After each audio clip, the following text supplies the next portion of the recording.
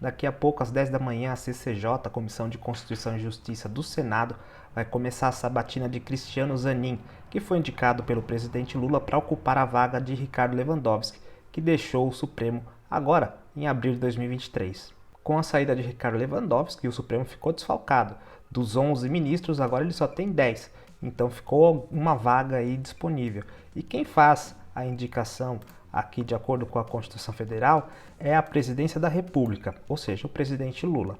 E no caso ele indicou o Zanin. Porém, essa escolha fica sujeita à aprovação do Senado. E é justamente nesse ponto da história que nós estamos. E como é que funciona esse processo de aprovação por parte do Senado Federal? É simples. Uma vez que a Presidência da República escolhe um nome, ela submete esse nome para o Senado escolhe um senador para ser o relator. No caso foi o senador Veneziano Vital, e ele leu o relatório pela aprovação na última quinta-feira, dia 15. Dá uma olhada. Atenho-me a considerar a indicação do Dr. Cristiano Zanin a partir de sua gênese acadêmica na Pontifícia Universidade Católica de São Paulo, PUC, onde se bacharelou no ano de 1999. E daí determinou-se a consolidar sua vocação na advocacia, não sem antes ter experimentado, como estagiário do Ministério Público Paulista e no Poder Judiciário de São Paulo, vivências que lhe imprimiram valiosas experiências.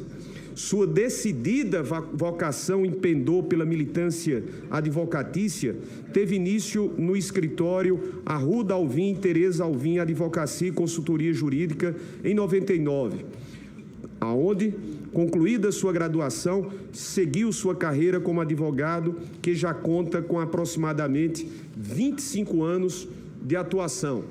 Por fim, senhor presidente Davi Alcolumbre, a argumentação escrita em que informa ter experiência pessoal, afinal são quase 25 anos de militância na advocacia, experiência pessoal, profissional e técnica compatíveis com o preenchimento dos critérios concernentes à reputação ilibada e ao notável saber jurídico aos quais menciona a Constituição Federal para o exercício do alto cargo de ministro do Supremo Tribunal Federal.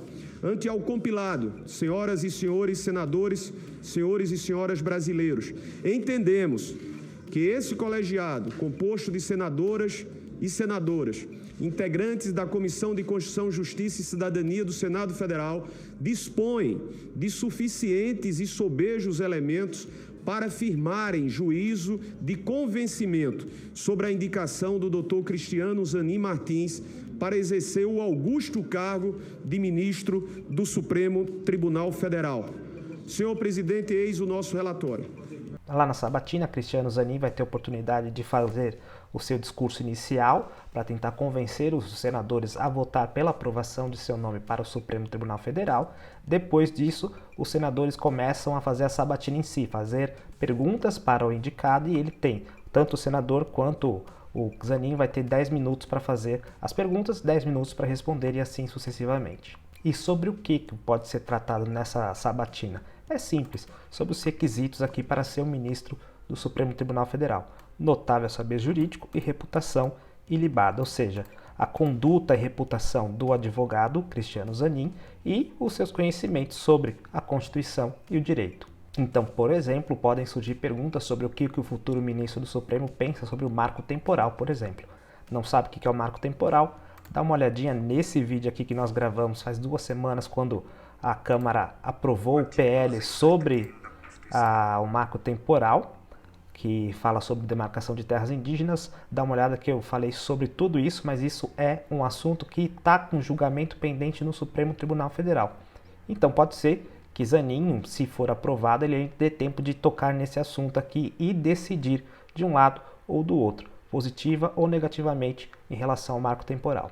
Outro tema que pode ser colocado em exposição, por exemplo, inclusive é um tema caro para Cristiano Zanin, é a presunção de inocência, já que seu cliente Mor teve esse tema aí envolvendo praticamente todos os processos dele no caso da Lava Jato, por exemplo. Falando em Lava Jato, tem muita gente criando expectativa de um embate gigantesco em relação a Sérgio Moro, que ele é integrante da CCJ, portanto ele estará lá também fazendo as perguntas para Cristiano Zanin. Nós teremos então o ex-juiz da ação Lava Jato, da Operação Lava Jato, e o ex-advogado da Operação Lava Jato frente a frente. Mas eu, sinceramente, eu não acredito que vai ter embates muito grandes, porque se ele for aprovado, ele vira um ministro do Supremo Tribunal Federal. E quem que tem poder para julgar senadores? Justamente os ministros do Supremo Tribunal Federal. Então não é muito politicamente sábio você criar uma confusão com alguém que pode te ferrar lá na frente. Então, normalmente, as indicações que são vindas da Presidência da República passam com facilidade lá no Senado. Claro, pode ter um pouquinho de resistência, como no caso do André Fernandes, quando foi indicado pelo Bolsonaro, o senador Alcolumbre simplesmente não marcava a sabatina, mas no final das contas marcou e aprovou. Não costuma o Senado reprovar as indicações vindas lá do Planalto. Encerrada a fase da sabatina, a comissão vota o relatório e submete para o plenário. Lá no plenário, precisa de maioria simples do Senado para aprovar, enfim, a indicação de Cristiano Zanin para a vaga do Supremo Tribunal Federal. Ou seja, ele vai precisar de 41 senadores votando pela aprovação de seu nome para ocupar uma vaga do Supremo. Uma vez que ele ocupe, como ele tem 47 anos, ele vai até 2050. Aliás, aqui é uma boa oportunidade para suscitar um outro tema, que eu também já gravei vídeo, sobre a questão dos mandatos no STF. Hoje eles são semi-vitalícios. Eu digo que são semi porque vitalício em si é para o resto da vida.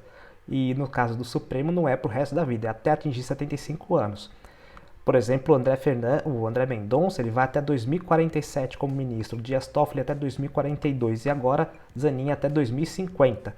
Eu, pessoalmente, acredito que isso é muito prejudicial ao direito brasileiro. Você não oxigena a corte maior do Brasil. Então, imagine que nós vamos ter um monte de senhorzinho discutindo, por exemplo, o marco civil da internet. Imagina um monte de senhorzinho de 70 e poucos anos discutindo redes sociais. Então, para mim, eu sou favorável para colocar um mandato fixo nos ministros do STF. Porém, como eu disse hoje, eles são semi-vitalícios, vão até os 75 anos. Existem algumas PECs no Senado para limitar, por exemplo, o Lazier Martins colocou uma PEC para limitar por 10 anos o mandato.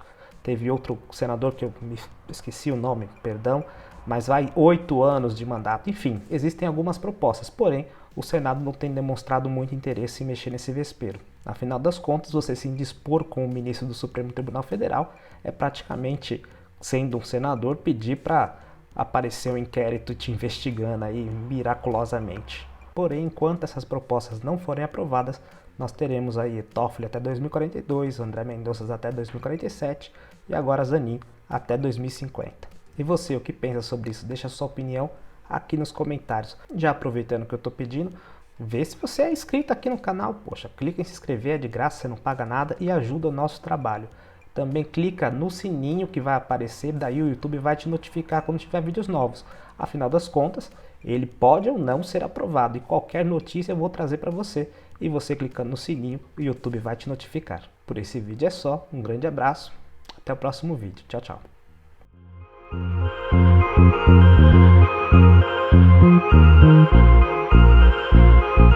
you.